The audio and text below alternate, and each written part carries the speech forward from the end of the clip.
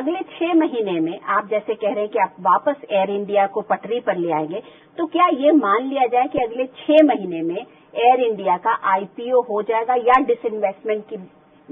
मैं 6 महीना तो इसलिए नहीं कहूंगा क्योंकि बहुत सारी आईपीओ की भी प्रक्रिया लंबी होती है, मार्केट्स के पोजीशन के ऊपर डिपेंड करता है। अगर मार्केट्स ही अच्छे नहीं है, मार्केट्स एकदम पीक पे हो तो बात अलग है। मार्केट्स अभी जिस तरह से कम ज्यादा नरम गरम चलते हैं तो इसमें आईपीओ लाना बहुत मुश्किल होगा। लेकिन निश्चित एक समय सीमा आज न निर्धारित करते हुए जल्द से जल्द उसको लाने की हमारी जरूर कोशिश रहेगी। और ये भी हमारी कोशिश रहेगी कि सरकार से हम पैसा न ले जहां तक संभव हो, और ये पैसा अगर हम मार्केट से रेज कर सके, डिसइन्वेस्ट करें, तो लार्जर पार्टिसिपेशन से एयर इंडिया भी ज्यादा अकाउंटेबल होगी। प्रफुल्ल, एक जोक चल रहा है इंडस्ट्री में या पूरे देश में कि अगर आपको बिलियनर से मिलियनर बनना हो तो आप सिविल एविएशन सेक्टर में आ जाइए। ये जोक किसने बनाई मालूम है? ये वॉरेन बुफे, जो वर्ल्ड के सबसे बड़े धनी व्यक्ति है और इन्वेस्टर है अमेरिका में, उन्होंने ये बात अमेरिका में कही और आज नहीं 20 साल पहले कही कि अगर आपको करोड़पति से लखपति बनना है तो आप हवाई कंपनी चालू करिए। तो ये एविएशन इंडस्ट्री का ये साइक्लिकल ये अप्स एंड डाउन्स है, और ये भारत के लिए नहीं है, विश्व के लिए है। आज तक हम लोगों ने 95 तक तो करीब करीब मोनोपोली की मतलब एक सिचुएशन देखी, और जो ग्रोथ देखी है पिछले 5 साल में देखी है। जो भी आज हवाई जहाज चल रहे हैं, अगर कम किराए में या किफायती किराए में भी अगर लोग कम बैठ रहे हैं तो उसका मतलब है कि इकोनॉमिक पैरामीटर्स का भी अफेक्ट जो होता है वो। ये बताइए कि आगे एयर इंडिया को सुधारने और उसको वापस पटरी पर लाने के लिए आप क्या कर रहे हैं? आपने ये बात कही कि नया मैनेजमेंट और एक नए बोर्ड की बात की थी, आपने रतन टाटा और नारायण मूर्ति जैसे दिग्गजों की बात की है, वो बात आगे कहाँ तक पड़ी? कहीं ऐसा तो नहीं कि वो भी फिर पेपर की बात बन के रह जाए? देखिए, ये बिल्कुल अगले 30 दिनों में जो मैंने कहा, ये बिल्कुल ये काम में होने वाला है, और इसमें तीनों चीजों पर हम ध्यान दे रहे हैं। पहला तो इसका बोर्ड, इसमें कम से कम 7 इंडिपेंडेंट डायरेक्टर लाएंगे। 7 इंडिपेंडेंट डायरेक्टर्स का मतलब यह है कि ऐसे दर्जे के लोग जिनके आने से, उनके अनुभव से, उनकी एक जिसको कहते हैं कि स्टेचर से एयर इंडिया को बहुत लाभ हो सकता है। उनके विजडम से एयर इंडिया में सुधार की प्रणाली जो हम लाना चाहते हैं वो भी हो सकता है। साथ साथ में हमने सीएमडी आज तक तो एक पारंपरिक हमारी जो एक जिम्मेदारी है, उसके साथ साथ एक चीफ ऑपरेटिंग ऑफिसर जो विश्व में हम ग्लोबल सर्च से के साथ आज एक प्रोफेशनल व्यक्ति को वहां बिठाने की हम बात कर रहे हैं। इसके अलावा एक इंटरनेशनल एडवाइजरी बोर्ड, विश्व की बड़ी बड़ी सब एयरलाइंस का इंटरनेशनल एडवाइजरी बोर्ड होता है। उस एडवाइजरी बोर्ड में अच्छे दर्जे के लोग और विश्व में जो हवाई जहाज कंपनियों से जुड़े हुए पूर्व के या वर्तमान के महत्वपूर्ण जो लोग हैं, बड़ी बड़ी कंपनियों के साथ जुड़े, ऐसे लोगों को उसमें बैठाना चाहिए। तो 7 इंडिपेंडेंट डायरेक्टर्स की आपने बात की, किन किन लोगों से आपकी पर्सनली बात हुई है? एक नाम आया रतन टाटा का और नारायण मूर्ति जी का, उसके अलावा और कौन से नाम आ रहे हैं? मैं किसी व्यक्ति का नाम अभी इसलिए नहीं लेना चाहता हूं।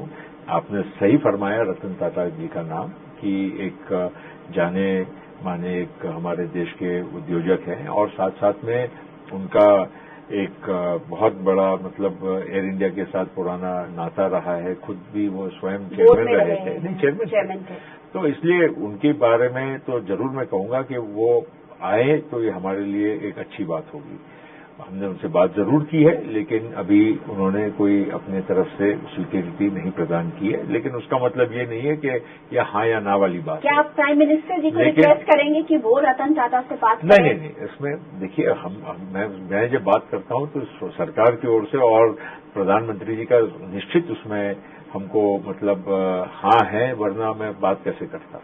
लेकिन वही दर्जे के लोग रतन टाटा के अलावा भी हमको कम से कम ऐसे 8-10 लोगों को चुनना है, और वैसे दर्जे के लोग आने के बाद ही निश्चित हमारी इस एयरलाइन में एक नई हम जिसको बोलते हैं संजीवनी हम फूंकने का काम करेंगे।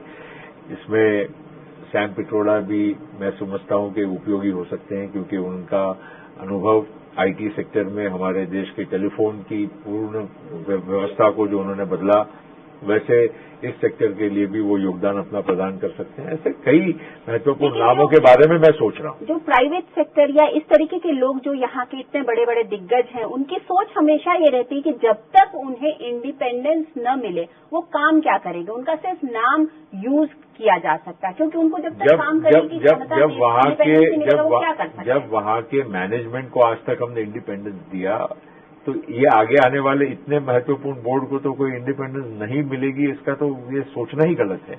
ये अनफॉर्चुनेटली ये बात को हमको समझने की जरूरत है कि एविएशन सेक्टर को हमने पिछले 5 साल में डीरेगुलेट किया है, और डीरेगुलेटेड सेक्टर में एडवांटेजेस भी है, ग्राहक को एडवांटेजेस है, आज हमारे देश में कनेक्टिविटी को एडवांटेजेस है, हमारे देश में बहुत सारी चीजें जो रोजगार के साधन है इसको एडवांटेजेस है।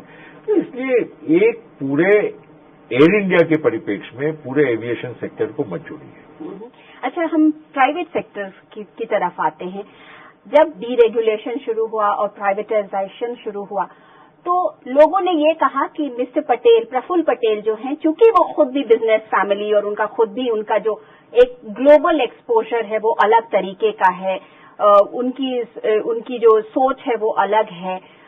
इस तरीके के लोग आए जिन्हें जैसे आप कह ले अपने किंगफिशर आई या जेट एयरवेज जैसी एयरलाइंस आई, फिर ऐसा क्या हुआ कि एकदम सब कुछ इतना बढ़िया था और आज वही सारी एयरलाइंस हर बात पर गवर्नमेंट से कुछ इस तरीके की मांग कर रही है कि इसमें हमारा रिड्यूस कीजिए, इसमें हमें कॉम्पनसेट कीजिए, ये कीजिए। वो क्या हो गया? मतलब क्या आपको लगता है कि प्राइवेटाइजेशन कहीं न कहीं क्वेश्चन मार्क बन गया है? प्राइवेटाइजेशन बिल्कुल क्वेश्चन मार्क नहीं है, बल्कि मैंने यही कहा आपको कि डीरेगुलेटेड सेक्टर है। डीरेगुलेटेड सेक्टर का फायदा आज हम ज्यादा कनेक्टिविटी, आप खुद ही हवाई अड्डे पे जाते हैं तो देखते हैं कितने हवाई जहाज है, कितने ज्यादा लोग बैठते हैं। लेकिन एक पूरे हमारे देश में और पूरे विश्व में एविएशन में एक ट्रांजिशन फेज आ रहा है from the high cost model to a lower cost model.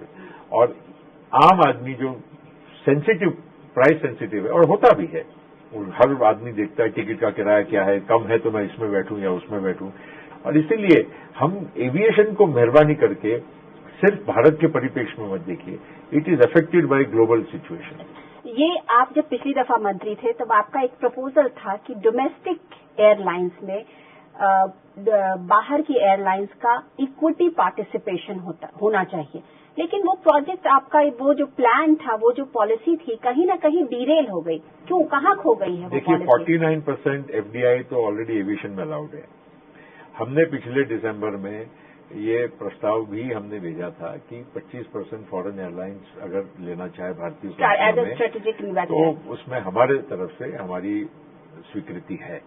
लेकिन अब सरकार में प्रक्रिया होती है, सरकार में कोई एक मंत्रालय केवल सारे फैसले करता है, ऐसा नहीं है। हर चीज प्रफुल्ल पटेल या केवल सिविल एविएशन मंत्रालय करता है, ऐसा नहीं है। वैसे ही ये फॉरेन इन्वेस्टमेंट भी, आई एम श्योर, ये गवर्नमेंट के लार्जर डिसीजन मेकिंग प्रोसेस में बहुत सारी चीजें, कल एयर इंडिया वाले आके मुझे कहेंगे कि अब आपने ये भी अलाउ कर दिया है, क्योंकि आजकल ऐसा है कि 4 कर्मचारी जिनको सिर्फ अपनी मांगों को लेकर कोई बात को रखना यही अब फैशनेबल हो गया है।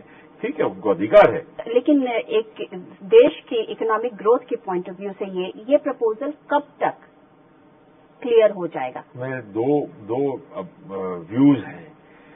एक व्यू है कि अलाउ करना चाहिए, इट विल बी गुड।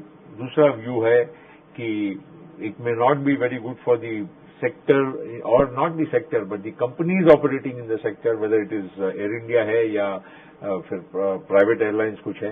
तो ये अलग अलग व्यूज है। जैसे मैंने कहा, हमारे मंत्रालय का व्यू हमने बहुत स्पष्ट कर दिया कि हम इसके पक्ष में हैं, लेकिन सरकार की बड़ी प्रक्रिया में अभी वो कहीं मतलब अभी रुका हुआ है। To watch more, log on to www.news24online.com.